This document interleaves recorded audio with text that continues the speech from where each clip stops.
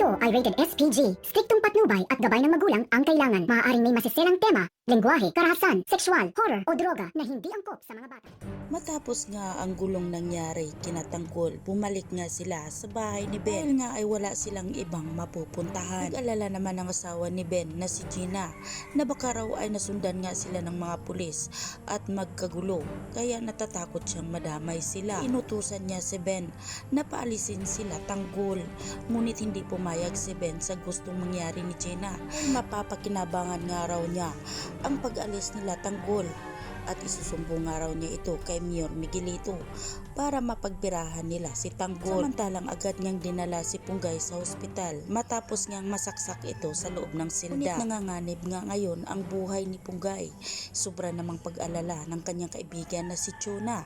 Ipinagdasal nga niya ito ang kaligtasan ng kanyang kaibigan na si Punggay. Sa kabilang banda, nagtipon-tipon na naman ang mga taong bayan para mag-rally na naman sa harap ng mansyon ng mga gerero. Tataranta naman si Sandy, agad nga niya itong pinaalam kay Roberto na nag-ipon-ipon na naman ang mga tao at nag-rally nga sa labas ng mansyon nila. Sumabog sa galit si Miguelito at Jackie para kay Miguelito. Tapusin na raw nila ang lahat na kumontra sa kanila. Ngunit hindi sumang-ayon si Roberto sa gustong mangyari ni Miguelito. Kanya walang mamatay o pumatay. Hinalaan niya si Miguelito na wala na raw itong karapatan na kumilos mag-isa dahil dumagdag lang daw ito sa kanyang problema. Ang si Jackie ay sumang-ayon sa gusto ni Miguelito. Para sa kanya wala ng respeto ang mga tao sa kanila. Ilang banda kinabukasan, pinuntahan ni Ben si Miguelito sa opisina. Doon nga sinuplong na niya ang kinaroroonan kung saan nga matatagpuan sila Tanggol. Nakiusap si Ben kay Miguelito na wag idamay ang kanyang pamilya. Ni Miguelito ng pera si Ben. Suhol nga raw ito para malaman kung saan nga nagtatago sila Tanggol. Agad na pinahanda ni Miguelito ang kanyang mga tauhan para sugurin kung saan nga nagtatago sila Tanggol. Dating nga nila sa kinaroroonan ni Tanggol, bigla na lang sumigaw si Miguelito sa labas. Nakatapusan na raw umano ni Tanggol. Sabay pinapaulanan ng bala sa loob ng bahay.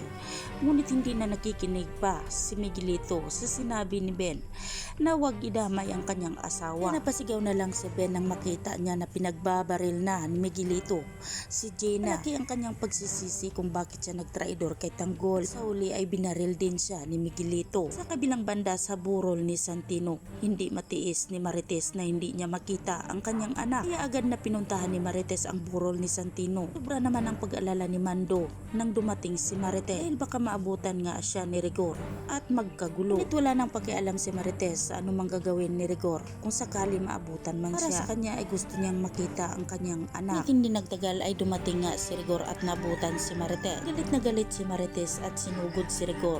Sinabing pinatay nga raw ang kanyang anak. At mas galit nga si Rigor kay Marites dahil ang pabaya nga raw umano ni Marites ang pumatay kay Santino. Hindi na nga nakapagpigil pa si Rigor sa kanyang galit. Tinutukan niya ng baril si Marites hanggang sa nabaril niya ito. Mananganganib ang buhay ngayon ni Marites.